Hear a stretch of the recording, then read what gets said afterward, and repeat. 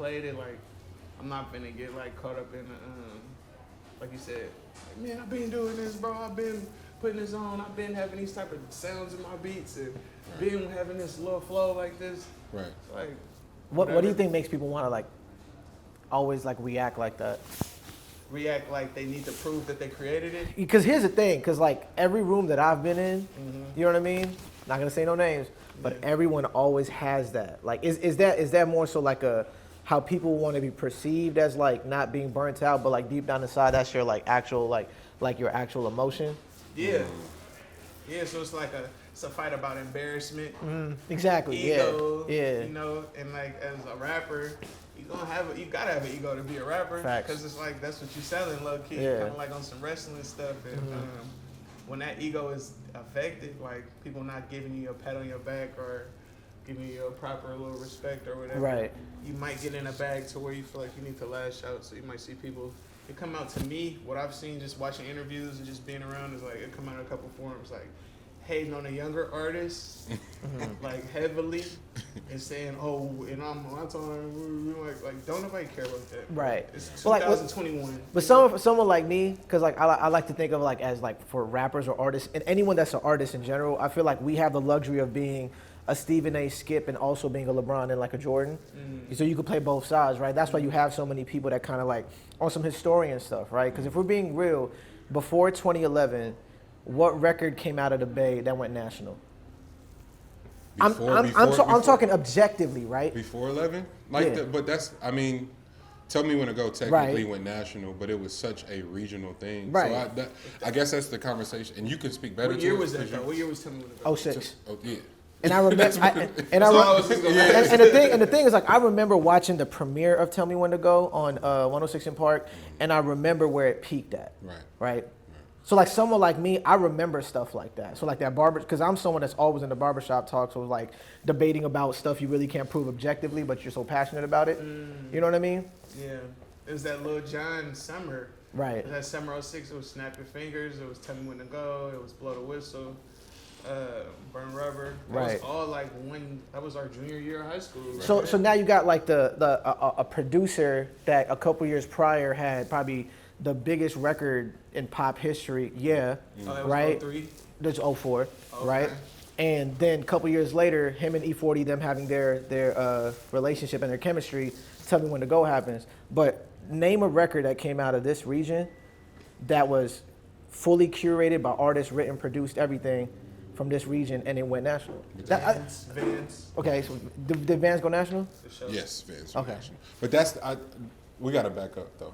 Because I think that's the importance in the context for Soup, which was to what you're getting at. Right. Like the rich history of Bay Area art as a whole. Right. Like forget rap, well before rap. Like shout out to Dave's record shop in Berkeley. Every time he gets a record that was pressed in the Bay, but specifically in Richmond, he'll call me. Oh. So I got a half a crate of gospel records that were recorded at one of the churches in North.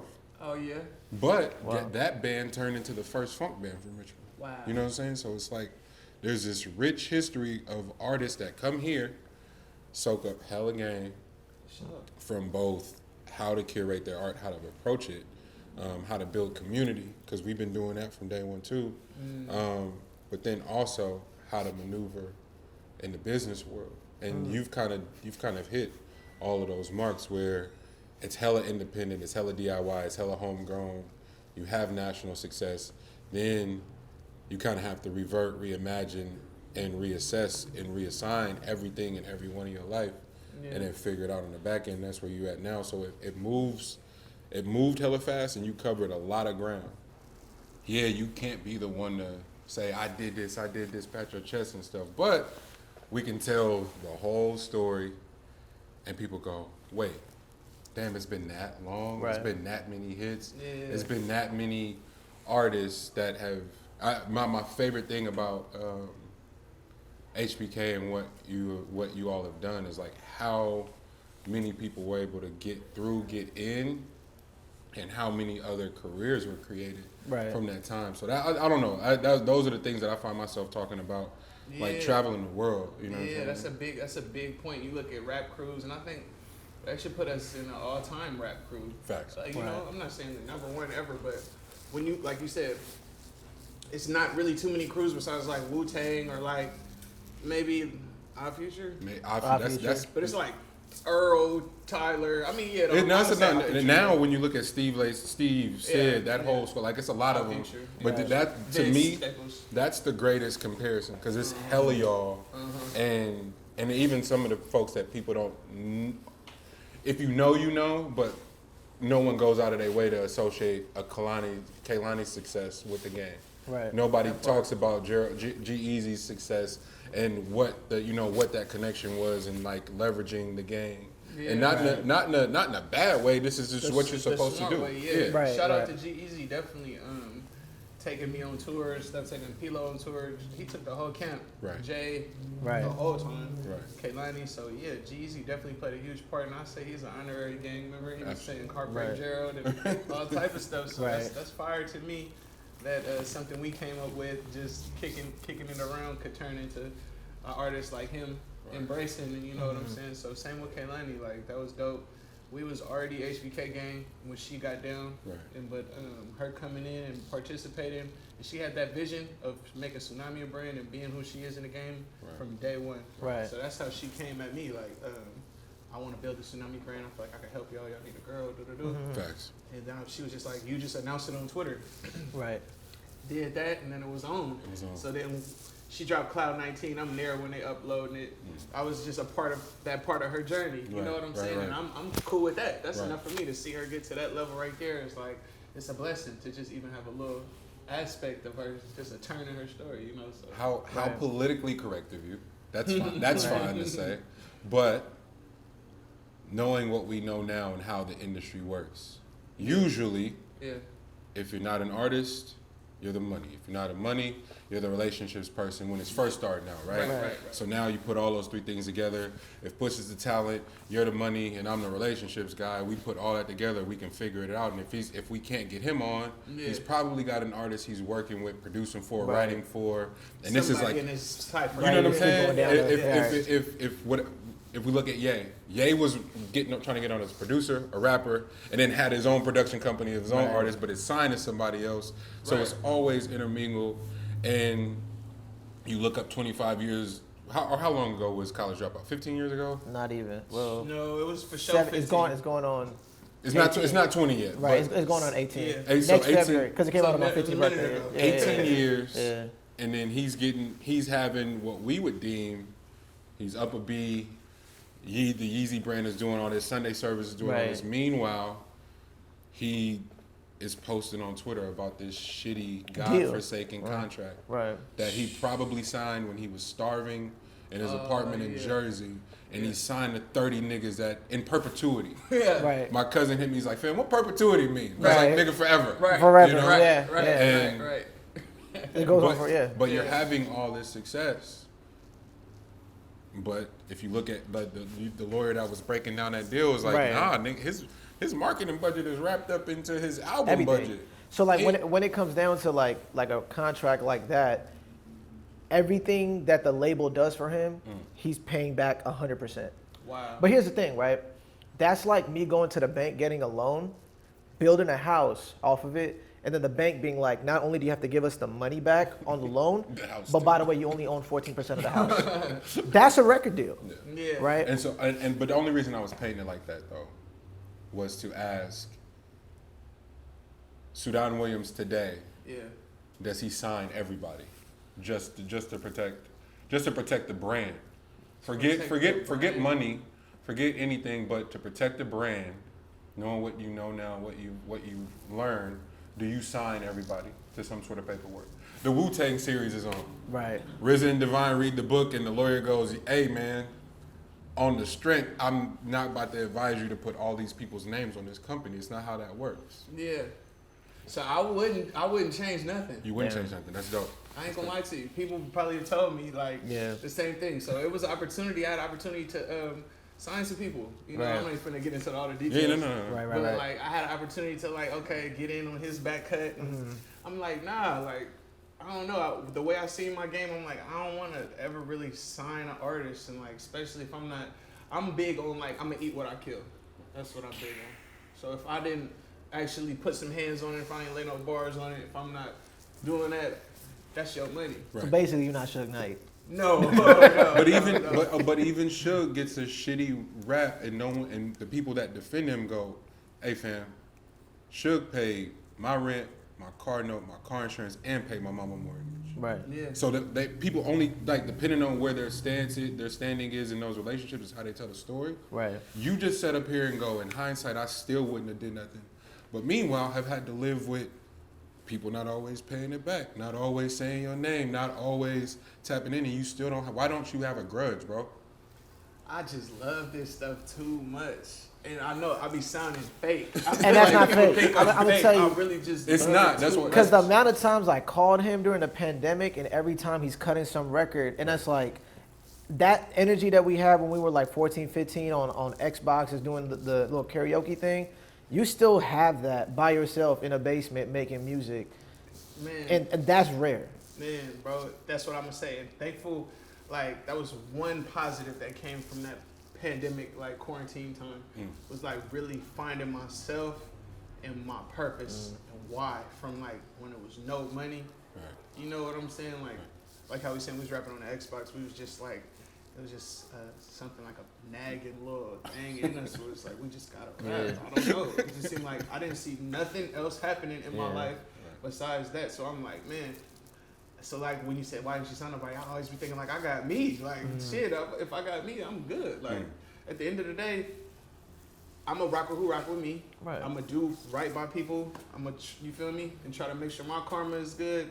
And that's all I can really do. As far as like getting money with people, 100,000% I'm with that. Right. I'm always gonna focus on getting money, but I'm not gonna look back and be like, damn, why didn't I sign Kahlon? Why didn't I sign Sage Gemini? Why didn't I sign P-Lo? Why didn't I sign Cool? But you know what, bro? Bringing on the karma point, I feel that because if we look at like what Tech Nine could have done with TDE, You're right. that's exactly what you did. You kind of like, yo, do whatever, you know what I mean? Because he could have owned the whole thing. Why doesn't it get talked about like that? But check this out though. You saw what him and The Rock just did. That record's #1 on iTunes. Tech Nine is still he know Still the he's number gonna one bet in- on himself. Yeah. You know? So like I feel that's not no PC answer. It's like what I'm saying is No, like, I this know. dude, you what I I'm mean? fucking with him. I just. Right. But I be sounding PC. Since people been like bringing it to my attention, I be Right. sounding like that. But I genuinely feel like that, bro. I just be waking up with that type of disposition. Like, I don't know, bro. It's just like in my spirit, I guess. Like, I'm just on this stuff for real. I'm gonna record. I'm gonna do whatever it takes. I feel confident asking it that way too, because I've also seen it and been the beneficiary too. Oh yeah. Because we done made a lot of music. Music, but even just, hey, this is mine. You should talk to him, and then you just spin off, and be like, what happened? 2014. I've been back a year, maybe a year and a half, 2 years almost, and you're like, yo, just come to South by. Just come, you can see everything, and I'm like, I don't know what that means, bro. You know what's so funny, bro? Just to kind of like not to cut you off, but add like a side note. This is 2013 because we were at your mom's house watching. So then a year, I've been back a year. Because this was the elimination game where the Warriors lost to the Spurs. Right. And I was jumping up and down. You're like, yo, no, there's people leaving underneath. Because in the back, he was hecka quiet. I'm like, what you quiet about? He's like, man, it's too talking about South by. I was like, go. And he was like, man, you know Monty, right? Monty too cool for school. Yeah. Man, I don't know, man. I mean, I'll think about Have it. to drag you. No, for real. I wasn't going. There was no way. There was absolutely no way. Because it's somebody is like I was gone for the ascension of you and the gang. Like I was away.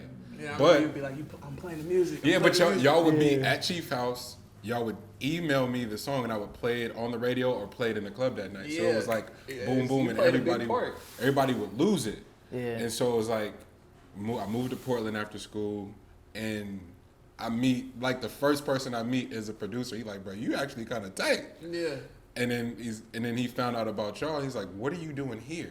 And then my mentor kept saying, you got to go back home. I was like, bro, I do not want to go home. Right. Now, I was fighting. Man, I feel that from being in Atlanta all this time. I wasn't really like trying to come back home because I'm like, man, I got such a good thing going down here. I got my music so streamlined. I go in my basement. I don't even got to put pants on sometimes. I can go do what I do for real. Right. upload it straight from my computer. I know how to make graphics and shit now. Right. It's all damn near free. It's like all money in. I'm like, I'm not coming back here. Yeah. nah, for real. It's like, Yeah, damn, yeah. it's like over with. Like, it's game over. Now I'm in here. I feel like Royce said in the group chat, he was like, man, you like on some Dexter's Labs. Right. Like, No, for real. nah, for real though, bro. Because I'm in there like, okay, if I'm not recording, then I'm watching YouTube and scheming like, okay, let me watch these old Michael Jordan and Spike Lee Jordan 3 ads. Like, what made Jordan look so big to me and so cool? Right. Okay. What made Michael Jackson look like this? But then I'm watching all this subliminal brand and stuff. So then that's where the memes come into play. It's Right. like, okay, I could stir up my own narrative. Anything that's like relevant right now, okay, let me insert my Alright, face and my boy. likeness in this meme. You showing off, cause that's the I think for both of y'all, cause we've been doing this for so long.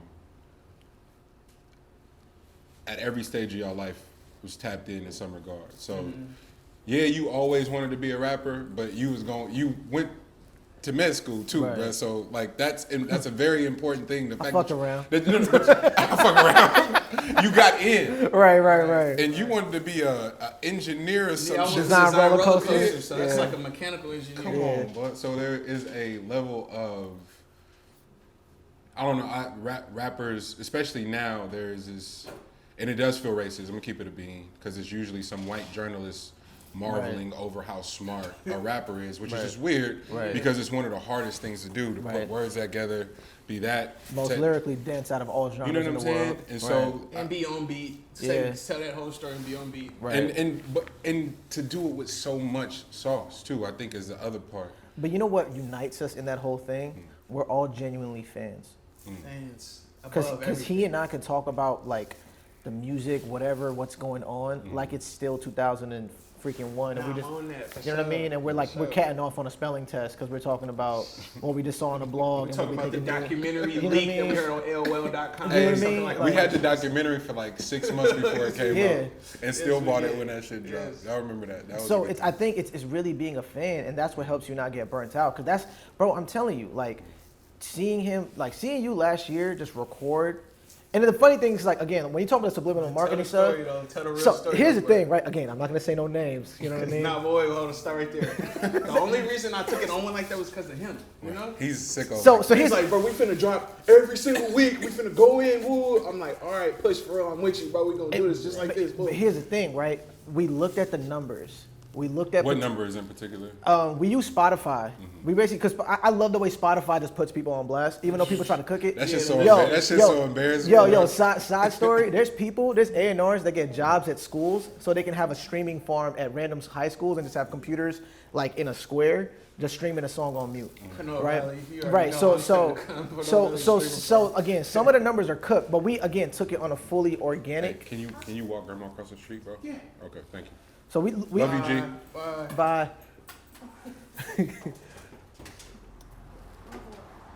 But we took everybody's numbers as if they're real, right? Because we knew what he had at that moment were real, right? And I was like, look, these are potential competitors. These are some Can strategies I that ask who y'all used? Or do we not want to say that? I mean, it's up to you. No, we was just going down the list. Just Yeah. anybody. Anybody who's somebody in this region, Yeah, we was or matching up the or region. somebody, and we were looking at metrics of Indies. A lot. In- Like the indies, big yeah. regions. Region indies. I'm asking because he's talking about studying marketing. right. Out of necessity, we've all kind of done it. Have studied marketing and branding techniques. Right. Building systems. Yeah. So, region. Region, Independence. being independent. We weren't looking at major artists because we weren't looking at someone that can have a huge fund. Like it's like QC, when QC was talking about you need 220K just to start a record. Right. We're talking about, all right, if we assume that no one's really cooking their books, right, and how much organic, genuine interaction and engagement that they're getting, No how streaming can we bots. elevate, right? Right. And to be truth be told, we're like, let's use Russ's model that he Russ. constantly preaches about. Rush. And just go with your brand and your authenticity and stop and not worry about what's the sound or what's hot, right? We grew it by like we 3x the numbers within how many, like 3 months? Nah, for real. So What goal did you guys set? The for funny this? thing, The goal was an the M. goal was an end within Was a it M, year. but In within a a year? year. Okay, In that's a what's year. asking duration. We started April. We hit it by July.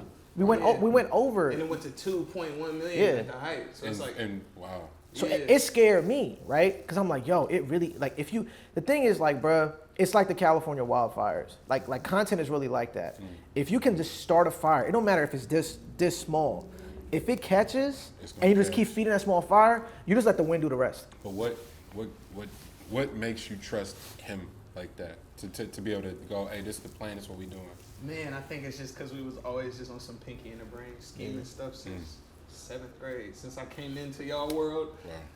me and him start chopping it up. I'm just like, man, like we would always scheme on something. Yeah. Whether it was how to get $9 to go to Jack in the Box and both get shakes and credit cards. Right. Okay, we gonna do this. Oh, All you right. splurging at that. You know what I'm saying? That's crazy. $9 at that time was crazy. It was a lot. Yeah. So it's like, man, like just as an example like that. So I already knew he was coming from a non-biased place, and he would tell me when I'm hella weak. He'll tell me when the shit look. He'll just straight tell me. So I'm like, those type of people I gotta keep around. Like, not only just for the length of how long I know both of y'all, but just like the honesty level for both of y'all. I know y'all not gonna gas me up. If something's hard, okay, y'all gonna give me my props. But if something's not hard, it's either gonna be no reaction or it's not hard. But to bring it and back, I can just go off of that. You know, what I'm bring saying? it back to the point too is like we genuinely defend each other because again, like the thing that why the first question we asked, because we feel entitled to defend you in those aspects, right? Because we could look at every other region and see how people come up and fizzle, and to still like maintain that be here. and have that level of grace. Like again, I'm not a graceful person, and I admit it. Not even I'm close. a jackass, right? Like I'll own that, right? But to be able to have that level of grace, it's an honorable trait.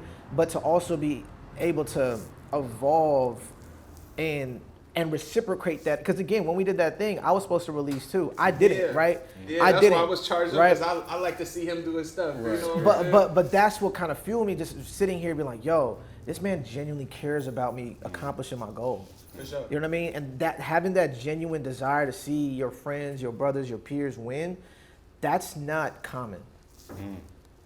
You know what I mean? Because people love a lot of people love, and I've been, bro, like, because we talk about everything, artists that I've built up and everything, and how like as soon as they get a little bit of something, how to just start acting funny style. It's rare to have that level of a genuine connection with people. And obviously you've seen the landscape on like a way higher. Nah, for sure. I feel everything you're saying. So I think, so with that being said, what made you go from that whole release cycle to the California EP?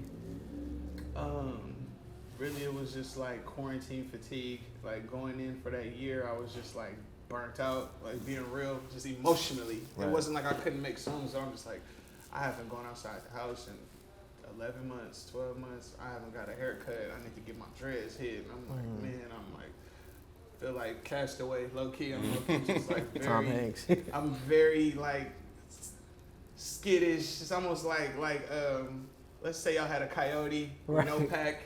Man. And it stumbles on a Pinot Valley Road, you know what I'm saying? We It's seen like, them all it's a the little time. spooked, you Yeah. know what I'm saying? But that's how I felt, just like reintegrating back into society. I'm burnt out. I told my mama, I'm like, I'm not doing no shows in 2021. I don't gotta put out no music, and I'ma just chill out. All I wanted to do is like take trips and chill, but then just the love of music, it was like getting to a point where I'm like, man, I honestly was tripping.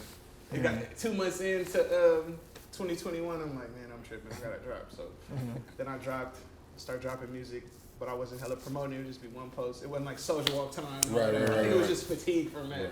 Cause like that, like 7 posts a day for 4 months, you know what I'm saying? And then it's a Clubhouse whole thing, so it's like, that whole Clubhouse world almost was like Twilight Zone, like December. That was disgusting, bro. I almost didn't survive. We gotta that touch on that, bro, because like the conversations that was being had, I had a profile, but I didn't have my picture on there. Oh, so like you that. was in there tough. I ain't gonna lie, I wasn't listening. I'm gonna be honest. I just made one just so if it blew up, I have a profile. Right. But like, my mama listen or YMTK will call me, you feel me, or just whoever. That's how I got pulled in. Raj and Iman hit me at the same time. Yeah. Like, nigga, get in here. They talking about y'all. And I got in there and I was like, yep, I'm out. Right. How do we help Grand National? And it was hella like passive aggressive and sarcastic. Like talking about the politics of Bay Area radio and Bay Area music and the lack of industry, lack of support. And there is this, granted, self-inflicted. There is this supreme level of amateurism where niggas just don't do good business. So I 100% get that. However, there is a distinction, and then when you keep hitting this sort of glass ceiling or whatever, and then our greatest assets as far as creatives go, all end up having to leave is for a reason. Because the niggas who got access already are just weirdos. Just plain and simple. Right. Like, it's not even a diss to nobody because everybody's got their own baggage. However, now having had to do it this way, like go the long way, I got my own understanding because a lot of it was through the lens of you. So there was a bias in like me taking it personal. Then I got to experience it for myself, and I understood you so much better because it was like you, based on what you accomplished, it ain't no way you shouldn't be able to push certain buttons and get certain things done. That's just how this shit is supposed to work. And then Short said the same thing too though. He was like his biggest beef was all like essentially carrying the region on his own and being the only one generating national records, and for the radio to go, yeah, we not playing your shit, is just a weird move. It's a weird cultural move. But you know what? I'll use an analogy by addressing it, again, without saying no names. It's the reason why like Mike's .wave thing is so necessary. Because as soon as Apple did their regional, shout out Mike, man. Right, when Apple did their whole like we're gonna have every city's, have their own playlist, and people on Twitter were like, now we're gonna find out who's really popping, who's like gassing and whatever. You check every major city, it's the same playlist. Right. Yeah. Because like the independent acts, here's the thing, right? That's how Netflix be whooping people. It's same thing, right? Because the thing is like Vince Staples said it when him and Joe had that argument about In My Underground. He's like, bro, I never did more than 19K. What you talking about? Right. Right? Like we know rappers that are on a major label that if they do that number, it's like we're going to the next, right? I do 19K. I'm so on. Exactly. You know what I'm saying? Because it's ownership, more money. It hit different. You know what I mean? It's different. So it's like that's something that like the fans and like even the blogs, because like when blogs be making their whole like, oh, such and such, like it's the reason why I hate academics. You really gonna think Meek ain't doing much when he sold 100? Like, Right. By the way, Halsey didn't hit 100. Right. Halsey took out the biggest ad in the Billboard magazine too. Wait, time out, y'all, because you talked about that radio, bro. You gotta expound upon that, like. My bad for my experience. My bad. So what was happening for me? This was the whole point of the South by story. The OG in Portland tells me, yo, you gotta go home. My mentor says you gotta go home. HBK is lit. You can plug in all the shit, and I'm like, nah, it don't work like that. I know better, but this is what's being fed to me by my OGs. Yeah.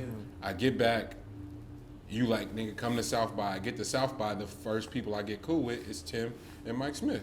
Yeah. And they both go, don't come this way. This ain't the way. Right. Like, they said that to me in Austin. For real? On God. I did not know that. On God, bro. They like, hey, Monty, this ain't it. I've never met these men ever. So in my mind, I took that as, oh, they telling me I'm not tight. Mm-hmm. So I took it personal initially.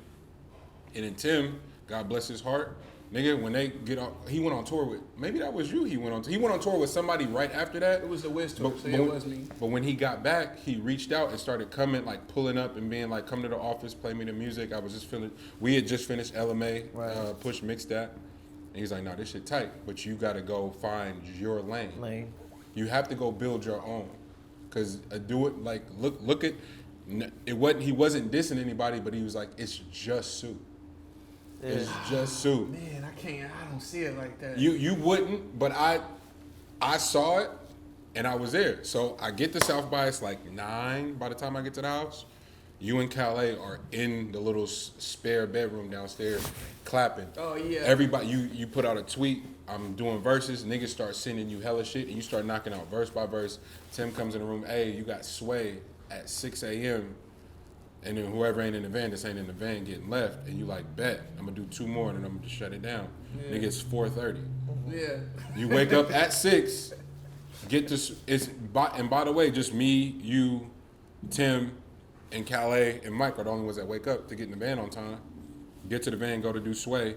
You do your verse, and then you proceed to do a whole day of press to go work it and still hit the fader for it, perform all that shit. I'm going, God damn. Yeah, bro. One-man machine. And right. still, it's autographs to sign. It's all these different things to sign. You're like, wow, this is crazy. But I'm looking This ain't regional no more. This isn't local. We're in a whole nother city. Frida and crew, TDE and crew. Everybody's moving around, and everybody knows who the fuck IAMSU and HBK the gang. Oh yeah, bro. But you come home, and it's a whole different type of time, bro. Right. And it doesn't add up.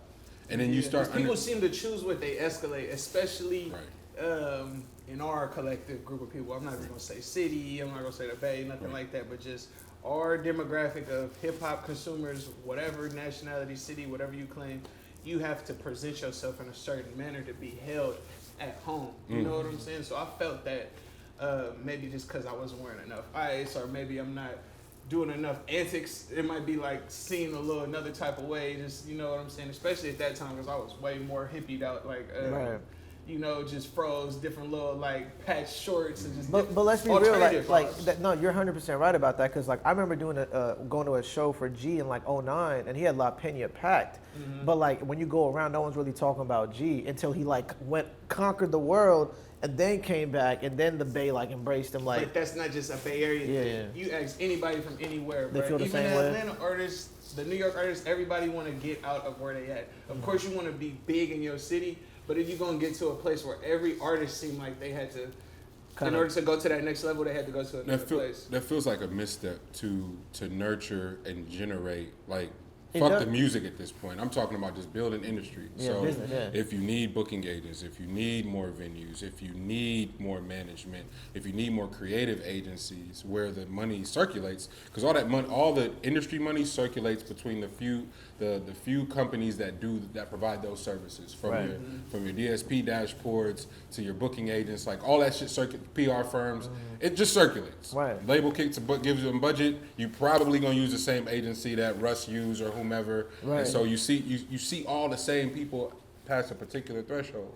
For radio to all go national and cross pollinate, but for the most part they're playing one type of music from one particular place, potentially two. All right, but let's say two. Let's say Atlanta and maybe LA, or Atlanta and maybe Houston for the most part is what's being played. I was gonna say Memphis. Memphis for sure. CMG is killing it. That's right. Probably Atlanta, Chicago, Memphis. Right, and then to your point, you go Atlanta artists are saying the same thing. LA artists saying the same thing, bruh. If you go tap into any subgenre, it don't have to be specifically hip hop, it don't have to be specifically trap, whatever. Go to LA and see what's happening down there musically. It's crazy in LA right now. There's some people making the best music I've ever heard. And they're fighting for their lives to keep their lights on, keep their that's what make that drive like a New York. You know how people will go and sleep on the floor in New York to pursue their dream, and the quality of the art that comes from that.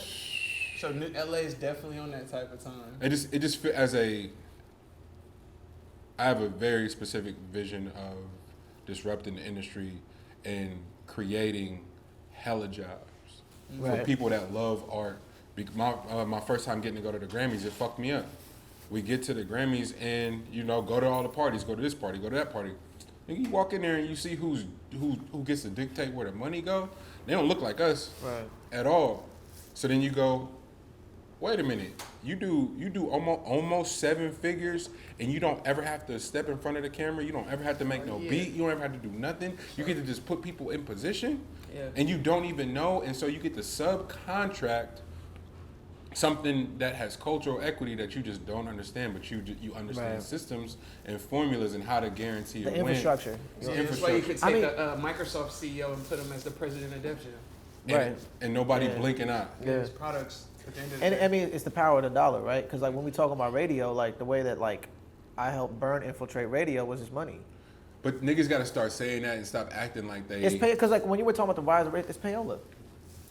You know Consistent success is payola. Yeah. But from my experience, you can strike a nerve and go viral. Yeah. I was able to go viral like I don't know how many times, but a couple of different times. Stunner Man right now. Like I keep bringing them up when we were talking about yesterday. A lot of situations there wasn't no money spent, but I noticed. In order to really work a single, like, okay, now your first single goes crazy, now it's time for that second single. That's where it might be like, oh, you gotta come out, like, oh, we gotta take these people here, you need to, I don't want to, you feel me? That's you're gonna have to, like, shake some hands and bust some moves in order to carry on that consistency. So, like, when listeners see artists, be like, damn, why isn't he here?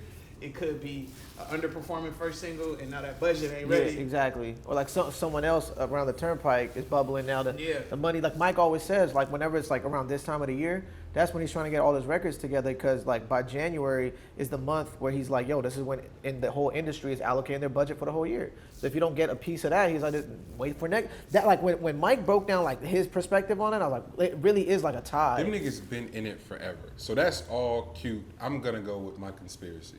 So. That's but yeah, like that's that's some of that, like when they told you this ain't for you, that's Jurassic Park thinking. Yeah. Just because somebody likes IAMSU music, why? It's all music. But you know why that is? You know what I'm saying? It's all music. So a platform, even if it's 10 people out of that 10,000 people, that's a growth to me. Right. You know what I'm saying? So I feel like when people kind of like program like that, it's backwards to me, and it's like we gotta provoke and encourage like Right. broader thought, like especially like, okay, everybody ain't gonna be on the radio, everybody ain't gonna be on Summer Jam, but Right. it's 11 million people in the Bay. It's people that could be fans of everything. You know what I'm saying? 7.8 to be exact. Yeah, what's up there and shit like that. But, like, it's a spot for everybody. So people is hella pushing like, oh, I need to be on the. What was that shit that Cameo used to have at 7 o'clock? I need to be on that. Like back when Right Here and shit was going up. It was like that was people was like pinnacle gold. Let me make a single. Vaughn to play my single, and that's a great feeling. I'm not taking nothing away from that because it's you feel like, you know, but it's space for everybody. So I think sometimes as artists we kind of get too competitive, and it could come out in like different ways. Like now we have to upheave the industry, or we gotta this, we gotta add it up. I feel like you kind of just collect your group of people and build that group. Right. And then once that group get big, a lot of these big wigs, you can't deny it. So if Grand National go and sell out Oakland Arena, I'm sorry if the people that's not supporting, it's too late now. Yeah. So now y'all look lame. Yeah. You feel me? And that was kind of that's why that Clubhouse shit was so weird. Yeah. Because that was exactly the model. But you know what that took. proof is? Like everyone's paying attention to everything, because that's what we talked about. Everyone's paying attention to everything at all times. They don't want to say. It's like, you know what it's like? It's like that's the weirdo part. What's gonna make them say something? Because they've been seeing it. Bro, it's like this. It's like this. Even like it's like when you go to school, right? And you don't give a fuck about school, but when you get that test back, even though you know you don't give a fuck about school and you know you didn't do good, you're still looking around to see how other people did. Why? So it's like it's that primitive thinking of like, you know what I mean? Even though I don't give a fuck about this, I still want to know, just to kind of like have my own like self like build up. And I had a whole self audit of shit I don't give a fuck about, like, especially like in the music industry. I'm like, man, like. Did you have to let go of that for your own sanity? I felt like I was losing money chasing that aspect of the game. But then there's hella money I'm making if I just focus on this. Shit. If I put my music out and smile in my fans' face and just do the shit that they like me to do, put whatever out and focus on that instead of who's not fucking with me. Okay, book an agent. Why am I going to Baltimore, Maryland if I'm only selling 60 tickets? You put me in a 5,000 cap venue and I'm selling 85 tickets. Okay, I don't have to go back there. They could watch my music video. They could see my Instagram post. I don't. It's like certain situations. And then like for growth. That'll make you jaded on the industry. So I had to just delete a lot of that thinking. And then you talk about like technological innovations, like live streaming. Like when Russ was talking about, when he broke down the numbers of like, he might make 7 M's, but he's spending like 6 point something, right? But like he'll put a song out on TuneCore for $10, and that might like out of a year of him releasing stuff, one song might outdo that whole thing, and he's only spending $10. And you're not even leaving your crib. You know, and I mean, like you could talk about this, like how many fans you got overseas without even going to those countries. And I think it's people not understanding technology. It's not people not understanding. It's like people who fought for radio when TV came out. You know what I mean? And then like, you know, then people fought for TV. When the internet right? And then people fought for the internet on the laptop when a smartphone came out. So it's like you got to be on the event horizon of technological advancement, because it's going to influence everything, what's sold and what's bought. Like all the way to TikTok. Like you look at TikTok right now, and really what that did for my music career at this phase. That shit is what boosted my listeners hella much. Like the consistent songs was like a warming heating plate. And if any one of them bitches caught it, it was just boom, over. So then like 4 of them songs ended up catching on TikTok, and hella people was making videos, and it's like the exposure and the music was everywhere, bigger than I honestly feel like ever. Like if I had to be real, like the way that Famous was, the Olympic gymnasts doing Yeah. it, all this Right. shit is on Shade. I ain't never been on Shade Room. So Right. now this shit Right. on Shade Rooms and all of this, it's like different people are paying attention. Like Right. it went from a hype beast type of thing, and then with Sage, it's like, okay, now we super national. Right. And then now it seems like it's just like The the Heartbeats internet, the new freestyle. generation, the 3 Heartbeats freestyle, like the new generation of technology. My little brother demographic, my brother's 16. Right. And he talking about, yeah, I'm hearing your songs over here. I'm like, it ain't never been like that Right. in Houston. You Right. feel me? So Right. it's like, man, so I love where it's at right now. That's I feel cool. like I feel brand new. That's I think that part is the most valuable thing you offer right now is because of everything you've been through, and to still have that optimism. You don't have no static and no ill will towards the industry. You like, That's nah, that's crazy. just Yeah. what it is. Yeah. You holding grace for people and still maneuvering, but also it shows the focus to your point of just like, yo, on what is, what exists, what I can control, as opposed to creating some boogeyman. Yeah. I had that boogeyman for far too long. And Wow. that was that 1 year I allowed that to exist, it slowed me down. But at the same token, it's like we can talk about it now because it was so long ago. I was just in a contract option, so they wasn't allowing me to move on until that contract option Ran out. expired. Yeah, they- Right. So that whole 2015, people like, man, why Famous not on Apple Music? Famous going so crazy in the streets. I'm like, Right. damn, I'm so popping right now. It's Right. like, oh my God, bro. When I tell you I felt like Drake right then, I felt like, man, it's game over. Like, Right. I done had all these songs already, and now I just went in the studio and just did this, and I Right. upload on SoundCloud in Chicago. The next day I got like 160,000 plays on there. I'm like, damn, like, okay, it's on. Like, you know what I'm saying? Remember, those are metrics you can't ignore. Hell nah. Right. Hell nah. And there's all the, And you know what shit that was going the on. It was thing like, is, damn. I feel like people like the academics, they're giving the fans a false reality of what success looks like in the business of music. You know what I mean? And I think, Yeah. and not just him, like there's a lot of people that make the business of music a false reality. If you're not making 50 or 60 million, You know what I then mean? you're failing. Because but- to this day, Tech Nine is still the most successful independent artist. How is that? Right. Because like he doesn't touch like terrestrial radio like Right, that. right. Super niche artist. But it comes down to like when you collect fans that are invested in you, and you're not collecting casual fans at mass. There's a different response. You know the conversion rates. You know the merchandising conversion rates. You know like and like the price points. The ones that are really investing in That's that key. right? Yeah. The most expensive, like, I mean, do the math. You got $100 hoodie and 1,000 people buy it. Just do the mathematics on that. Like, you know what I mean? 100 people, not a million. And You know what I mean? building out of a group of like millions. Right. But you only want that 2,500. Right. You got 2,500 people that will spend $100 with you consistently, you will be so rich. Yeah, that's all it is. That's all it is. So it's like, what do we really own? Are we Yeah. like, it's like, yeah, we about the art and all that type of stuff, but we gotta adjust our perspective of success. Like, That's why I stopped giving. $500,000 with no boss. Yeah. You own. Yeah. Yeah. Own. And you don't gotta tell nobody nothing. You don't gotta tell the label, oh, this is my single. I think this. If you can just upload TuneCore and be making $500,000 to $1 million a year, Right. you so own. Yeah. You in a better position than some of the biggest artists. Right. Because no one know you Batman. You Batman. Also, you can probably Wait got a ownership. minute. Nah. The superheroes, I don't know what they claiming these days. You gotta be cool, bro. You just can't be calling people.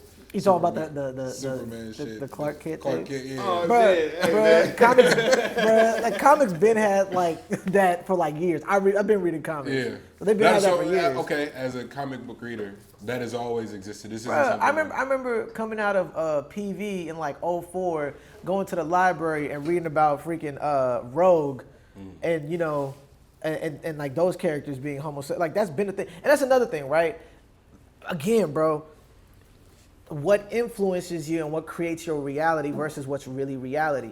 Like they're trying to use that moment as like, oh, they're doing it now because of what's going on politically. Not understanding. Bruh, It's it's been going on for decades. Right. Like when you talk about countercultures, right? And anyone that is not mainstream, you're a counterculture. You're a counterculture. I'm a counterculture, right? Comic books until like MCU and stuff, that was a counterculture.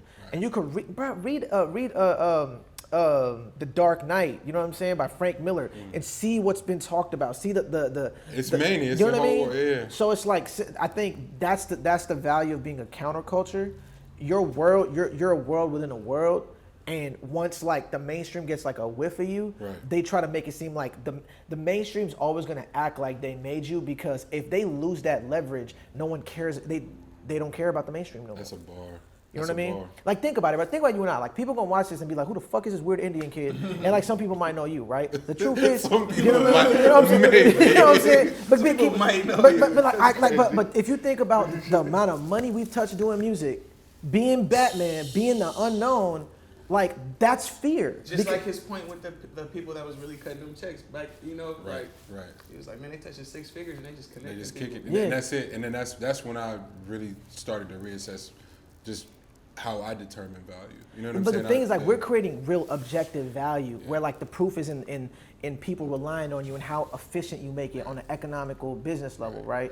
That's the old industry model, and I feel like you've seen success on both sides. You've seen success through the industry, and you've seen the success on being just a super like low cut. But I think like something that we talked about a lot last year was just like, yo, how painless this is, because you could just like, bruh, like literally just be like you said, just in your drawers, upload a song Literally. that's about to I bring think- you crazy but numbers. I want to give you so much more credit than that though, Cut. Like because yeah, it's painless, but I also I'm telling you, I've been with you and I've seen people lose their fucking mind. Yeah. And it's and you, it didn't bother you, but inside I was like, nigga, this is awesome. Like it that fame shit, it's it can be addictive, and so that now you talked about the whole money thing. Once you go, because I keep it a bean with y'all, I'm only here for a bag. Same. Like right? I'm only here for a bag, but Right. once I got comfortable saying that out loud, I got to see how many niggas wasn't here for a bag, and it They threw wanna me be off somebody, because they yeah. were talking about they was here for a bag. Yeah. You here for Instagram attention, you here for clout, you here for females. The Yeah. money You're not even here on your for list. money. Bruh. You're not even here for money. I can see if like he only here for the money. All right, well, you feel me? But the thing is, like, our favorite She only rappers for the always look. talked about the money's great, the fame they could do without. sure. Like, we listen. But most people, sure. bro, you could tell when most people are there for the look. You know what I mean? People would rather have them likes than dollars for real. Don't get it. People rather have them I mean, likes that's why I than hate this. dollars. That's why I hate this Snapchat. Not only is it just fake points, people can't even follow. You can't even. You know what I mean? It's I literally. never understood that point Like, system. I never, and that's why it died out. Instagram was like, bro, we on Front Street. Yeah. They just took that one story feature and they just ran it up. Like, you know what I mean? It's.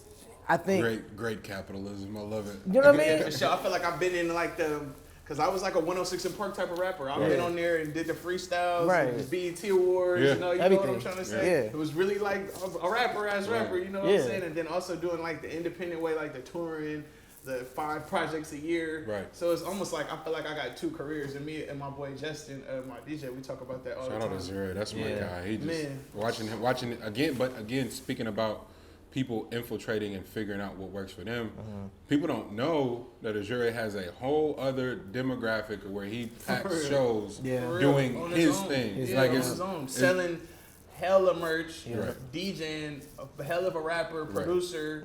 He does hella stuff. So And it's controls like, the man, whole he's a utility ecosystem. knife. And Yeah. he's on stage is like my other half, you know what I'm saying? Right. So it'd be times where it'd be like, oh, I think I need to cut this song. They not really rocking with this one tonight. Let And me him- cut this second verse. He'll already know. Right. He'll just cut it. I won't even have to give him no looks. that no more. chemistry. So yeah, we just like, man, so we was just chopping up like from doing, let's say, the first Heartbreak Halloween to Right. like, That was the first I Am Summer. Right. And then after that is like some shit like had to get shuffled around, you know, Right, but I'm right. still like keeping faith. So I Am Summer was like my first Sue Enterprises type Right, of show. right. So then from there to like 2021 and like doing I Am Summer festivals, doing them 4 tours, I Love My Squad, the 2 Eyes on Me tours, or whatever, how many tours. On Dolo, he's like, bro, these are not the same fans. No. These are different people. Since you Right. put out Kill 3 and all of this, Right. these people are not the people that was here 5 years ago. Right. So then we just talk about it like the independence and the mainstream is like Right. definitely 2 different worlds. Right. Yeah, and it goes to like tell also like the casual fan versus the fully engaged, invested fan that's gonna be around for decades. You know what I mean? Like the fans that like E40, Too Short, Tech Nine. You know, they have fans that stick around for We got legacy acts Exactly. in hip hop now, and it's right before the cameras cut on. It was like it's 20 years of friendship. Right. But I don't know you guys ever not rapping. You know what I'm saying? I think that's the part that's dope to me. That Bro, you signed my arm in 7th grade, 6th grade, talking about you're gonna be a famous rapper. Like you signed my arm. You had twisties too. Like it's crazy. You wildin'. Twisty money is crazy. You came twisties. And I was like, he's a different cocky bag. as hell too. Cocky like, hey man, let me just sign your shit. He just picked my shit up. Like, No, but he's a different bag. I'm like, oh, all right. Headband, and you know, he had to do the headband because hairline. But never mind. We'll talk about that. You look like I the wanted to grow my hair so bad. I would have had dreads in high school. Like honestly, I would have had dreads in high school, and I honestly would have dropped out of school in high school. But we talk, Because I bro. already knew I Let's wanted to talk be a about rapper that. Let's so talk bad. about because we talked about that a couple weeks ago. Yeah. When you said a couple weeks ago when we were kicking it, you were like, bro, if I could go talk about what you would do, revisionist history. Right. Bro, literally said if I could go back, I would have dropped out of school. Freshman Right. year. You know what I'm saying? Because I was talking myself out of it, not working. I was so locked. Like, Yeah. But okay, when did you start youth radio?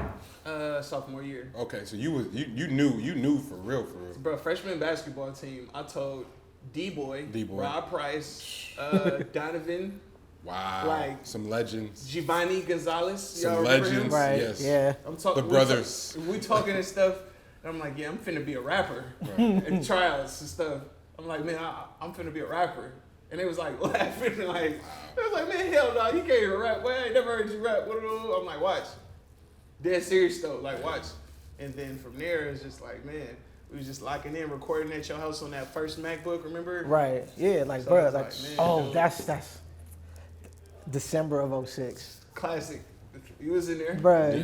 Your parents were gone. Yes. For Bro. was it? What? It was almost like a month, damn near. Or something. You had house to the neck. Yeah, that was yeah. crazy. We was lab, bro. Yeah. Bruh, I had got again. This is where like G showed me how easy it is to Damn, record you if were you have. fucking with G then. Yeah, too, because like I met G October of 06, and when I went to his, because we were supposed to go to the SAT thing. Once I found that he made beats, we go to his his mom's house in the basement. And I'm like, yo, how you making music here? He was like, bro, it's just a MacBook and GarageBand. Wow. So I was like saving up my money and my lunch money, and I had gotten a job. How'd you meet G? SAT classes. That's right, you did. Okay.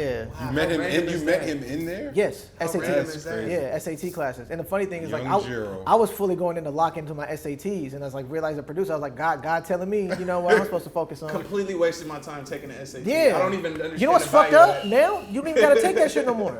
Stop. Yes, you don't even gotta take I that shit had, I had no more. nightmares about that. Bruh, SAT, like bro.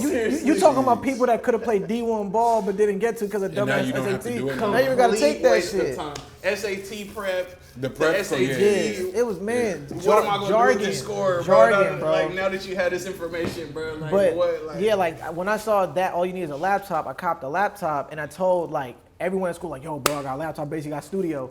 And as soon as we got that winter break, bro, everybody there was like 30 people at the house. I'll never forget, like, you take your shoes off and then you kind of sitting, but it's hella niggas in the room. So eventually you on the floor and then just eventually just get hella comfortable. Yeah, but it's like, yeah. hella people in it the bleed room. out into the Yeah. hallway. Yeah. It was like a waiting room to rap. It really was like it's like a Trying to doctor's get office. Get your verse ready. Yeah, bro, and it's like, bro, sessions like that's how early we were on the whole. That's why to me it never made sense to have a record deal. I just bought a MacBook. What you talking about? Bro, you gotta understand, like, there's levels to it. Like, granted, from the rich, hella family in the town, all that shit, but there is an escape sort of thing. Pinot don't seem that far, but it feel like a world away, Right. bro. And I tell my mom that shit all the time. My friends that I met at Stewart and at Pinot may literally be the difference in shit, me probably being alive. You feel me? Like Right. I got For real, like man, I hear so many of y'all say that for real. bro, my stepbrother, like, I shared a bed with that nigga. Like, we're the same age. Yeah. My parents were driving me to college and then they were looping around to go visit him at Pelican Bay, my nigga. Wow. You know what I'm saying? So Yeah. it was like the same The time our dichotomy lives of- are changing. yeah. He's on a bus to Pelican Bay. I'm in the van going to college. Wow. But look at where he went to school at versus where I went to school at. Who Yeah. my partners was, like, it wasn't no trouble to get into because I could only go to your house, Right. Bill house, Bill, yup. and the gym. That was it. Yeah. And then if I was really going to, I went to L house. But even Elijah, he could attest to that shit. Like, granted, they lived in the East, and 90th and Bancroft is a whole different world, but for whatever reason, his houses felt like it was the safest place in the world. Now that family, I ain't gonna lie, it don't matter where you at. Right. That family house, if people really respect it, especially in that neighborhood, you're gonna be good. But I hear something like, I heard Shoei say that, like, well, if I never came to Pinot, Right. I don't know what would have happened. So we got to talk about Pinot being such like PV. a That was pivotal the- part. Yeah. Like, That's the DIY shit, because it's like, Green Day, but it was Azure and Wilkie, like they were recording. They had studio setups. they had whole rap group. We got to tip our hat to them. They had whole rap group. I mean, I'm talking about CD, everything. I remember going into Mr. Wilson's class and seeing Scanonymous' article of them doing a show in New York. I'm like, how the fuck do you do a show in New York while in high school, bro? Right. Like, Yeah, so that like was killing. the examples were there that like you are an industry. Right. Like the shit that like everybody's like Kanye talking about artists or IP, we were figuring that stuff out almost like 2 decades ago. And it was a Not even million knowing rappers it. in Pinot Valley. Yes. Starter OG, Ron Diddy, DeAndre Butcher was Star, coming up with 16. Star, Prank Star, Yeah. Rashik with the Sham, battle. Rashik. Yeah, like it was, and that, different kind of rappers. You got your battle rappers, you got your Bari, Right. you got entertainers, entertainers. You know rappers, what I'm saying? conscious. 400 And- hall, and- 400 hall break dancers. And somebody like, in step to you too, Yeah, and be like, yeah. when the two stars had the same name, it was like y'all got a battle for the For- name. for the name, And then bruh. Like, I have that on. I videoed that. Upload whole that to thing. YouTube. I have bro. to. I have Upload to. that I to have YouTube. to. That's too. So it was a classic. breeding ground. It was a breeding ground to like really So, figure your and stuff I out. don't really think you could be soft. It didn't matter what your background was, but I think when it came time to be in that school and rapping in front of people, I think you had to have heart, no matter what you look like. And then it's Ronnie? there's a really dope book, The Color of Law, and maybe the first 10 words is Richmond, California. You know what I'm saying? When in the first paragraph, if you open this book, and the author is talking about Richmond, California, and the Ford industry, the great migration from the South, the amount of people that ended up in Richmond, specifically North Richmond, and that ended up working for the Ford plant, all the shit, and that level of independence, like building industry from the ground up. So hey, this unincorporated land y'all can figure out, do what y'all need to, but y'all ain't gonna have no police, y'all ain't gonna have no school, y'all not gonna have no jobs, no nothing. And I figured it out. I ain't gonna lie, Richmond in my life is so crazy because it's like growing up in both places, you know what I mean? So like starting with my parents and stuff. My parents break up, I end up with my grandparents. And when it's time to go visit my dad, how different life is. The context is important because I had Kuya on the podcast. One of my first, I wanted to interview him so bad because of the role that he played in HBK. To me, Kuya and Chief were the glue and the parents in a way. For you sure, know. he's dad, So for sure. talking to Kuya, I did the same thing to Job at Best too. My favorite thing is to ask certain people, are they aware of certain narratives that exist about them? I'm not asking you this because I know this, but you would always get man, he ain't from Richmond for real. Yeah. And I would always laugh because your dad's side of the family is like Richmond royalty pretty much. Yeah, like very well known. Yeah, well known, and then own hella shit. Yeah, for sure. Hella shit at one point. For sure. And it was like this. Why does that? One, why does it matter? But y'all really don't know what y'all talking about. I ain't gonna lie, bro. I gotta just, I don't want to say I've been there, but this is gonna be my one Soulja Boy moment from the thing. I think I'm the biggest and brightest star. It was so unbelievable, almost just like the rise of a statue. Like people was like, damn, like oh my god, like it's so much despair and sadness in that city. People always talk about the gray cloud that was over it. Right. So for me, like however it worked out, like it just ended up working for me. But I feel like they wanted the narrative, not they, because there was so many people that loved me. Right. But the narrative that comes about, like how you said, is just like, I feel like it's just the way I told the story. Some people didn't resonate because I'm not. Do you think you being Maybe polite? saying Kai or doing certain little shit, wearing steppers and doing certain little shit, Henny bottle, big gold chain, and just, you feel me, polo shirt and like standing outside and shit like that. I come from a different background, but like you said, like my dad's side of the family and my mom, like being at periods and all that stuff. That was like pivotal moments in my life. Like that's where I made like a lot of my childhood friends, especially like before coming to Stewart. Right. So it's like it's for showing my roots and shit like that. But I learned how to rap about Pinot, and it's been on ever since. Right. I love that shit. I feel like that took me to another level. So now it's like, okay, y'all thought y'all had that ace in the hole. I'm Right. gonna talk about this shit in so much detail. Right. And now y'all gave me a whole nother rap career because the story's just about this right here. It's it's like crazy, yeah. nuts. Yeah, yeah. Like, you feel And me? that's what I was getting to, like the breeding ground, at Pinot, the do-it-yourself, and then it just seemed like that's what you were supposed to do. Yeah, it seemed you were normal. supposed to have a little studio, like Frank ended up having one, Dame and Seth had their setup, Yeah. even Zach and them had their shit like Yeah. right on Rum Reel, and it was Yeah. like you would go over there, break your neck to go record, and you would have this music. It was like, oh, I should definitely have a studio of Right. some sort of be able to record. That was Then you were mandatory. able to record. Then you were eventually able to Yeah. record, and it was like, well, I know I'm gonna be at all the time. But then take it a next step further, man, Poke host your shit. This how you press up CDs. Right. Right. The Diligence is rocking. Hey, we about to do this talent show, and you like, Gotta shout the Yeah, diligence out. they had a record rocking in high. I mean, Man. because that was the goal. Like the Right. goal was to have a record rocking in high school. sure. You know what I mean? And like they did it. Show had the always cranking. Got to give it up to M1 Promo. man, Because, you know, that's right there.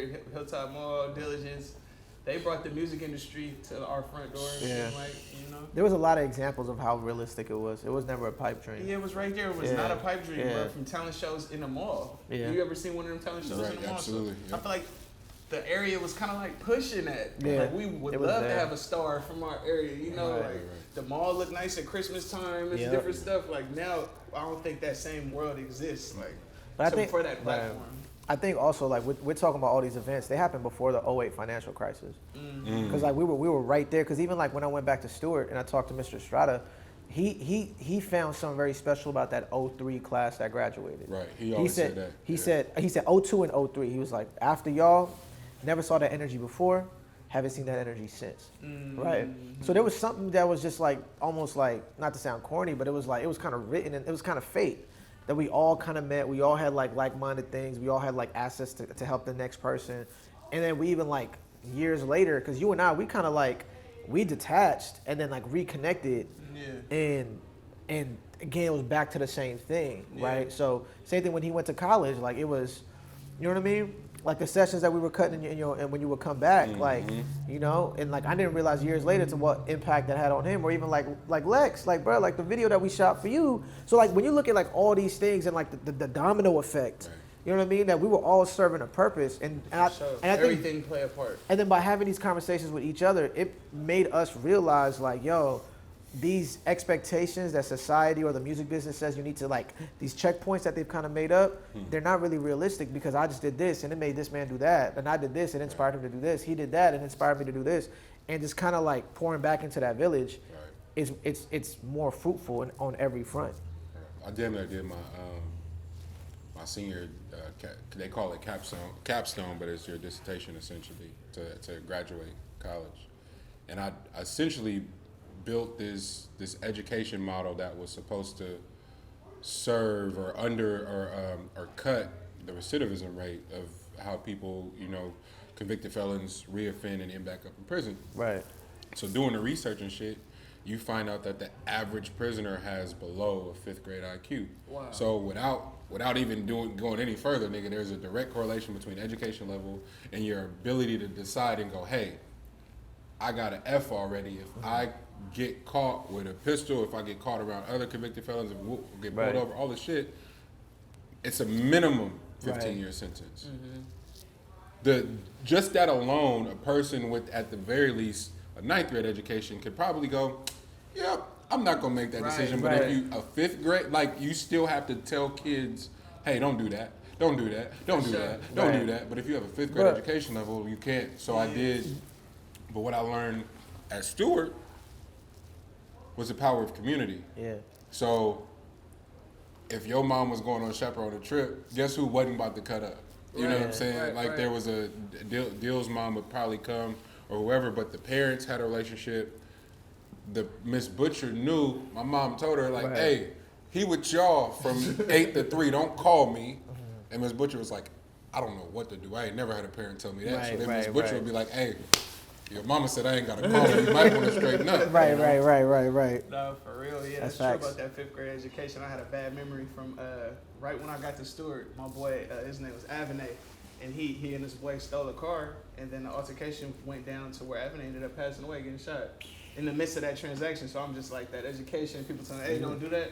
It's like, that is hella pivotal because people crash out, and I think like what I aim to do presently with my music is hopefully deter some people from crashing out. I know you can't save everybody, but I hope like if somebody be like, oh, I listened to that Sue and I got a little bit of game, and you know what, I'm finna kick back. Stay humble. Like you address that, like the whole being a statistic in that song, like. For sure, that was like, you know, that was one of those ones where I wrote a whole verse to that beat before, and I deleted the whole song and went back again because I was just like, I feel like I could get way more in depth. I feel like it's certain like pictures I need to paint more clear. You said that. That was one of my favorite parts about the pandemic, and the pandemic wasn't, to be honest, it wasn't hard because isolation was more solitude for me. Right. I got to make a lot of music, got to read a lot, spend a lot of time with family. Losing people, and we lost our brother like right before that shit started too. I think that was impossible. Losing Bugs. Because I was already in a mindset like I ain't even going nowhere after that happened. Right. I was like, I ain't finna go nowhere. I'm low. And then that hit. Yeah. Talk about the impact. Because you would send I was gonna say one of my favorite things about the pandemic was how many songs you would send. Sometimes 3 in the night. Yeah. Like damn, and it was getting more introspective and digging deep, and you're like, yo, I need to address certain shit and all this stuff. But Bugs was a through line in a lot of the music. Talk about, you know, because it's not he wasn't a national rapper yet, but in terms of, we talk about the fame and like fully embodying being a rapper. Yeah. And he chains out, the rollie, he had just got the vet, like he was fully in his bag. Talk about how the influence he had on you, him and his approach to it, but then also his untimely passing. They took my nigga. My nigga was murdered, bro. Like, I don't even like saying passing because he didn't just pass. That wasn't his time. No, not at all. Not at all. But like you said, he had the full rapper persona, and he was into actual craft. Like, okay, when you get on stage, bro, I'm finna move like this, and then we gotta have our chains on like this, or we gonna put our outfits on like this, and we get on stage, we gonna have a concert, the dinner, we gonna build a culture, we gonna have Richmond looking like this. Niggas need to know. He'd be always putting that on me, and he'd be like, "CCU, Sue, bro, niggas sleep on you, bro. You need to get like 5 more chains, bro. I'm telling you, bro." But you know what the funny thing is? Talking about him, I remember when I used to do sound here. So many times it's like kicking it, and someone will walk in with a Richmond hoodie on. Yep. He had the brand. The brand was spreading. Everywhere. Yeah, bro, it was spreading. Noise. It was spreading, and so like basically getting cooler with him over time. Like he came around via Salty, like for the Game Forever tour. Right. That was like Salty little partner. You just bring him to every show, but then me and him hit it off, and we started kicking it on our own, making songs. He invited me to the studio one time, and we just got hella cool. And so when he moved to Atlanta, every time we was out there at the same time, he'd come to the house. Moms would be hella juiced to see him. Like we'd just be kicking it, recording. That's how we met Apollo Jetson, the producer. Wow. He was at the house. We all together. I'm looking at Bugsy because Apollo, he talented, just different. He his own person. Yeah, his energy, He just, hey, you know when the nigga tight, he don't want to be like that nigga weird. He just his own person. He his own person. So we and Bugs had a couple of them looks, right? We'd be like, we rocking with that beat, bro. Pull that up, and then be like 7 beats later, like, okay, so we're not recording. So Bugsy was like, he was that battery in my back, and he would always tell me like how much harder and I could go, how much bigger we could be, how much more stuff we had to accomplish. Like, as far as the look, the region, the city, like, niggas, all that shit is cool, but what if you had 250,000 on the counter while you were shooting this video? Right. You know what I'm saying? Right, the imagination. So him dying, it was just like, damn, because the timing of it was crazy. Like, we in the Bay, so he come into my house and we recording like 4 days straight, and it was weird because he recorded and then he left, right? Yeah. Whatever. He hit me like an hour and a half later, like, Sue, bro, what you on, bro? Like, you sleep, bro? He came back, he did like another 3 songs. Wow. I'm like, bro, just bring me an Oreo shake from Jack in the Box, bro. We would go back in. We ended up making 3 more songs, and then like 2 days later, you know? So it made me look at life like differently. I had to renew my appreciation for life because it seemed like as quick as it's there and it's all smiles and we kicking it and oh it's this and that. I mean I could go on. I ain't trying to really air it out like that, but No. I appreciate it. I had a similar moment because it was I Am Christmas. And I don't know. It was something different about that. Like everybody was different. Like there were people in the room together that night that hadn't been around the room, that hadn't been together in years, and so it felt like the start of, oh, we about to all do this together for real. We know what we're here for. We understand our roles differently now. Like there ain't no false fucking ideas about ego getting in the way. Like we know everybody knows what they need to do. You bring him on stage, he does his thing, he gets off. He said, bro, Freak told me you got the studio, bro. I'm so proud of you, nigga. And you got your chain, nigga. Boy, I tuck that chain, nigga. That was his thing. Yeah, he's like, take your, you're a rapper. Stop playing. Yeah. Right. You got the studio. I'm pull up on you when I get back. I love you. But it was hella rappers around in your section for the show. And he said, I love you as like you were ending the song. So it was like, niggas was like, what? And I was like, nah, I love you. I love you, bro. But I was so proud of it because it wasn't even a thought. Like, fuck all that cool. Like, just getting in the habits of telling your niggas and or anybody what they mean to you. Man, that is important, bro. Yeah, he had a very disarming personality. Because I remember the last time he came to the hut, he's just doing crunches on the thing. Right. And he's talking about, yeah, bro, like, we all should be like, you know, everybody got something to contribute. Like, just bringing in, like, he had so many records, he would just come and just, like, he's such a quick artist to record. Right. And the positive energy, bro, like, he made you feel valued. Right. Like, went out of his way to, like a real, like, he had a CEO personality. Sure. Off top. You know what I mean? Like, he was a CEO, like, person that just like walks Baby in. Diddy. Yeah, like, just walk in. For show puff. Yeah. He made you want to do the extra, like, effort thing. Yeah. You know? You spoke about the merch, and what traction that was just getting, you know, from his team. And for that years, they were bro, because like I met him when I was like recording with Raj and like the spot in Berkeley, like probably 2014. Yeah, he been at it. Now, Bugs, and he had the full thing from jump, and I'm like, who the fuck is this? Yeah. Like merch, like walk in, got the whole, you know, everything, like Nice walk in, you know what I mean? Oh, yeah, everything. I was like. It was just like, yo, his like, first rollie, I knew it was over. Like I just knew it was how he would do it. Like he would just make sure. Yeah. And then he would be like, like, oh, you out of here, bro. Yeah, presentation, like. But the merch, steez though, and like the attention to detail and the serviceability and abundance, just always flooding the streets. I guess for me, the gang always was revolutionary in that way, synonymous to like Hyro and the logo, but you kind of really took the shit on one. And the capsule game, I feel like, granted Pink Dolphin was doing the capsules, LRG maybe, but the Kill, maybe was Kill 2,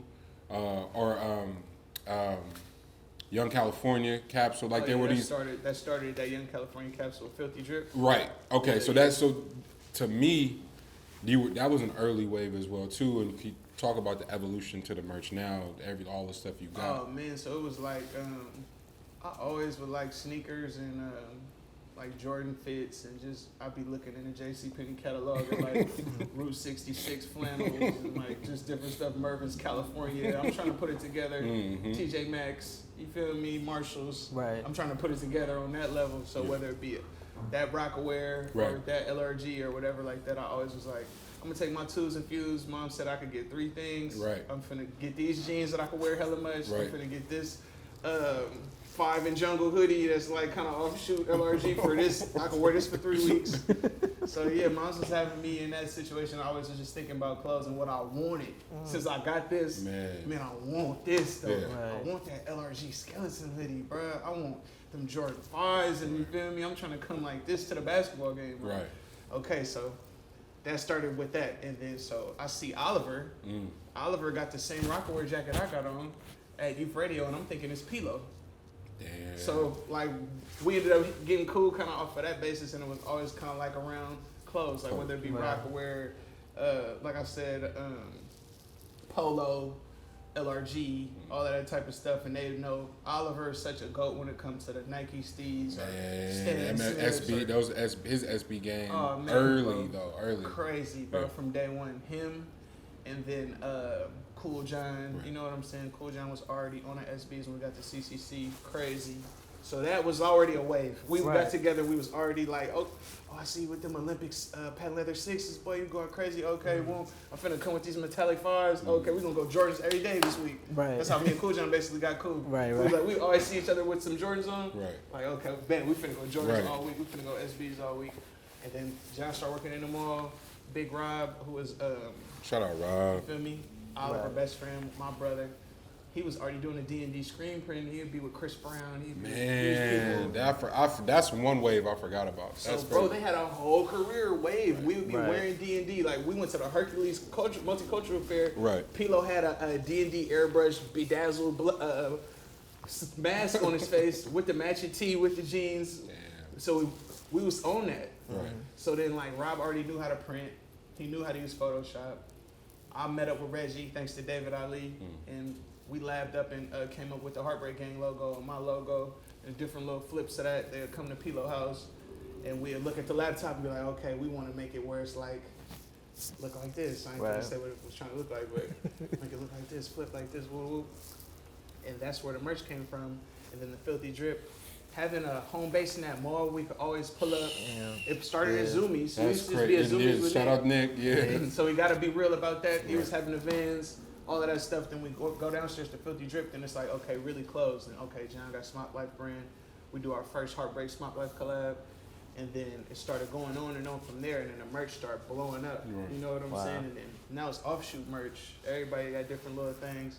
And so in 2016, when I started my labels, when I started selling my own merch, I had a distribution deal with Pink Dolphin at that time. And that's when I started kind of like facilitating my own thing, doing little capsules, more IAMSU based branding. And then I switched up and started doing a Heartbreak again. So I got this right here, Windbreaker. I got the go. jeans. Let's I ain't finna drop these jeans just yet, but I got the jeans. I mean, it's just business acumen. You look Yeah. at P, Birdman, like Jay Prince, like everybody that's come through is just it's product. Yep. Product. yeah, Yeah, that's we why took, I like, was it's- talking about I wouldn't want to sign nobody. Right. Because at Yeah. the end of the day, it's like, It made you innovate. it makes you innovate, Yeah. and it's like if I come with whatever company now with the same culture and intention behind it, it's like better than a person, low Right. key. Yeah. Right. That part of it though, like, what's on IAMSU's to-do list, like, as an artist, and then what's on Sudan's to-do list as a man, as an individual? Okay, so I'm gonna start with the artist. Put out more music. Keep rocking shows. Have some fun. Make some money. That's that. As far as Sudan and man, expand businesses. You know, hopefully start a family. Right. And just grow up a little bit, but I don't want to lose my essence though. Like Facts. I ain't finna get stiff and sturdy and boosty. I'm always finna be me. Right. And it's like hard to be an adult sometimes because I feel like I'm like way too fucking silly to. I had breakfast with Dill this morning, Yeah. and I was telling him just how fly he makes looking at dad. But we did shout out to the gang that's in here today, Sal, Lex, Yeah. Lodge. We did production yesterday, and Archie Davis is the fucking GOAT.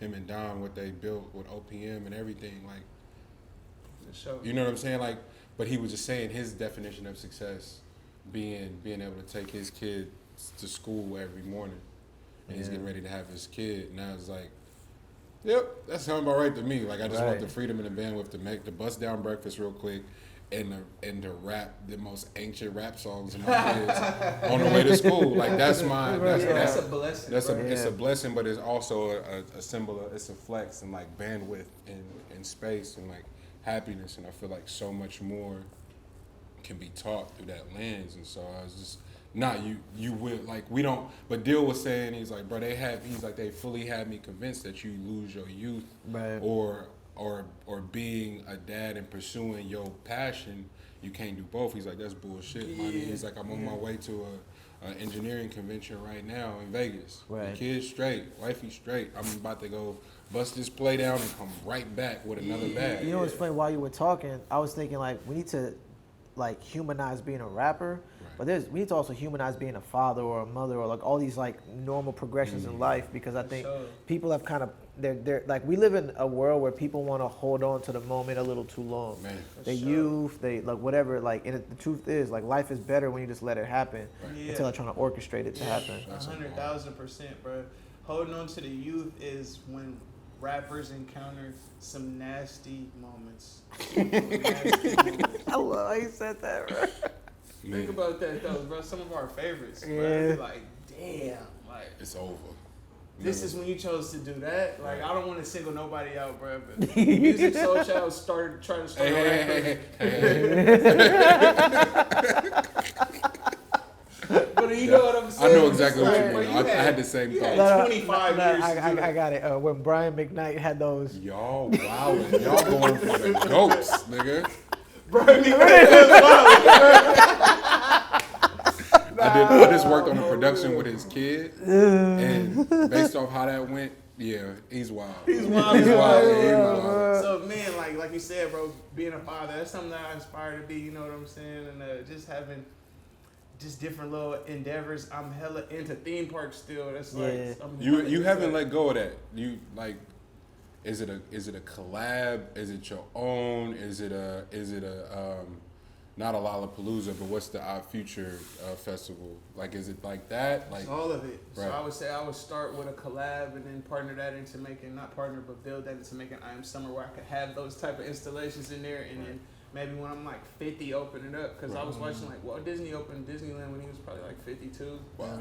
So I was like, damn. When I heard that, I was like, damn, I got time. I got time. Get this I theme need park. the funding, but now I'm on that though. Yeah. I'm on that though. Like 3D simulator rides, roller coasters, water rides, food, merch. You feel me? Right. Resort vibes, families coming in, and I'll do it anywhere in the country. I would love to do it in the Bay, but if I'll do it anywhere in the country. But you feel me? If Gavin Newsom, I know you tuned into y'all podcast. Holla at me with some breaks. Help me find a county within the state. You know what? Don't do it. We definitely not putting this on my platform. I be talking so sick about Gav. Oh man. I would low key build my own city, bro. Now that we just talking like what we trying to do, I would low key build my own city. The I Am City. Man, I was gonna call it. No, don't say it. Don't say it. But now I'm on there, so like, Patent pending. like on some shit to where like, okay, I could talk to Jeff Bezos, I'll talk to Elon Musk, I'll talk to, like you said, Gavin Newsom, even though you said. I know I'll piece up with Gav. But I would have a round table. I'm gonna put it out there. Yeah. So Libby Chav, Tom Butt, the mayor of San Francisco. I'm sorry, I forgot her name. You tell me, anybody know her name off the top? London Breed, Miss London Breed, Gavin Newsom. You feel me? That's round table. I got some big ideas for Cali. You know what I mean? As far as like on an arts and entertainment level, like what we could do. And let's pipe up. Like, hook me up with a cool little scenario, cool little county with a effective tax rate. And some That's the important part. Right. He put you all the way out in Fresno. Man, they can put me in Fresno. Fresno might be the spot. Fresno might be the spot, for real. I love Fresno. They got an airport, you know what I'm saying? They got some stuff going on. But we'll set up shop in that said city, you feel me, in 2022 with an I Am Summer. Go from there, you know, maybe talk to some people and just let's get some stuff going, bro. I'm big on that, bro. I'm big on the entertainment aspect, and I'm big on tangible activations. Like, I want to really build some big, realistic stuff. Push, same thing for you. What's the push the artist and then the man? What do you have? Because I feel like you got. Let's back up, because the plan is fucking bulletproof. Like, because I told you about my plan. Yeah. But it also only is bulletproof because of what you've been doing the last decade for the most part. Like, really, really, really mastering everything from top to bottom, self-sufficient. I guess when I think about you, I think about a Jameson, Bruno Mars, people that have mastered multiple disciplines in the entertainment world, and Russ, and then can just execute this fucking diabolical bulletproof plan that no one can impede. Right. It's like for me, like as far as the plan goes, like it starts with like, because again, like by the time this comes out, I'm not gonna start my plan yet, so I'm just not gonna say it. Right. But it's basically like have a media company that controls sound, visuals, everything, Right.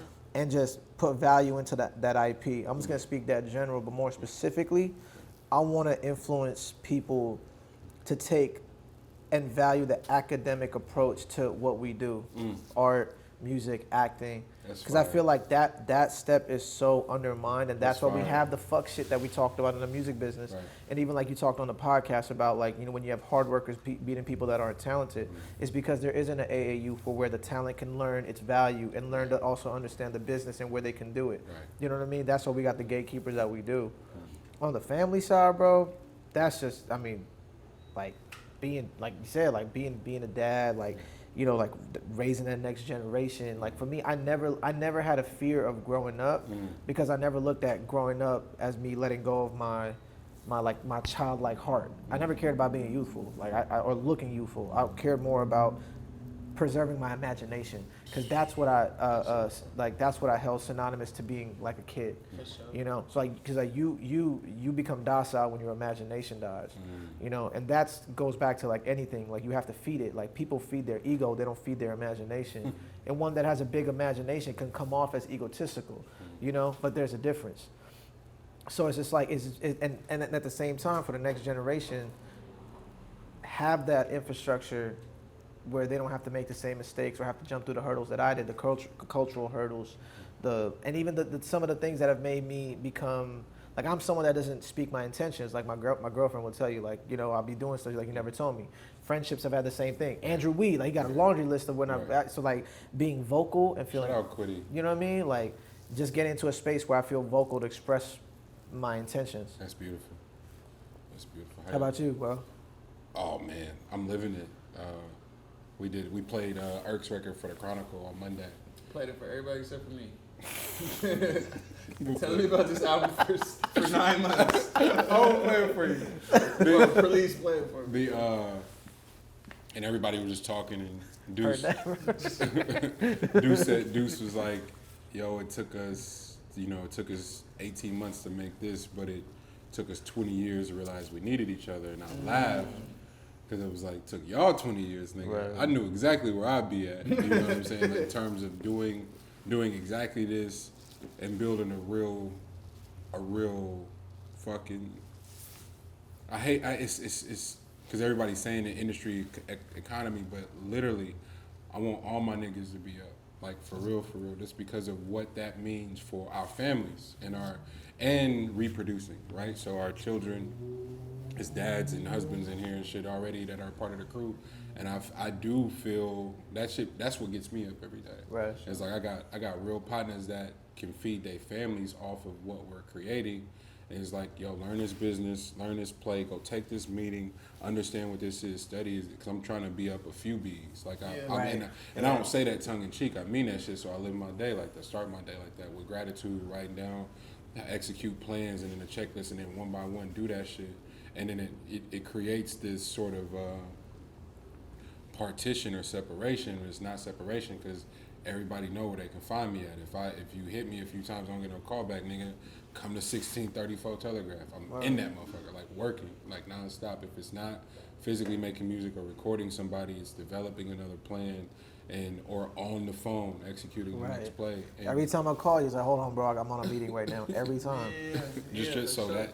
So literally, when I say I'm living it, I'm living it, and I want to be able to keep operating at this rate in terms of the information, because it is just cycling. It's learning. I get to meet. I met even on the plane. Met this OG venture capitalist that was just like put me on game, and I was literally able to show him the website and talk about what we're serving and the niche market that we're serving. Like we're a creative agency specifically for creatives and people who feel like Sue, who's been doing it on his own. It's like, nah, you are who we're coming to serve because your brand holds so much value. What do you look like with a real team around you to take care of everything from top to bottom, branding, visually, whatever, and come in and assist your vision. You know what I'm saying? Like serving that, because so many artists don't really understand what independence means. You know, and y'all are the epitome of that. Independence don't mean alone, but it also doesn't mean that you get to skimp on the work, and you gotta have a vision. You know, have a vision. It's a respect for the craft, man, and that's on every side, business and creative. Yeah, that's for me. And then same as a man, like I'm hella, like it's the happiest I've ever been. You know, just on the life side, like my girl, our plans for the future, and like being able to put that shit in motion. And it's crazy because so much of that is attached to the overall vision as a creator. Like it's feeding that. Like it 100%. Like I take way more risk. Right. Take way more risk because I'm supported, you know, and encouraged to. And I go into them situations without any fear. And it's crazy. And it comes off that way. So I'm seeing that. I was seeing that. It's a different bop. It's a completely different bop. I like it. You know what I mean? I like it. I'm like, okay. Completely different bop. Okay, let's get this stuff, bro. Like, for real. Like, but yeah, it's just exciting. Like, I feel like the future is hella bright. Yeah. You know what I mean? We just got to stay grateful. Facts. Stay out the way. Gratitude determines your altitude, bro. Stay grateful, stay out the way. That's the tag. That's what I'm on.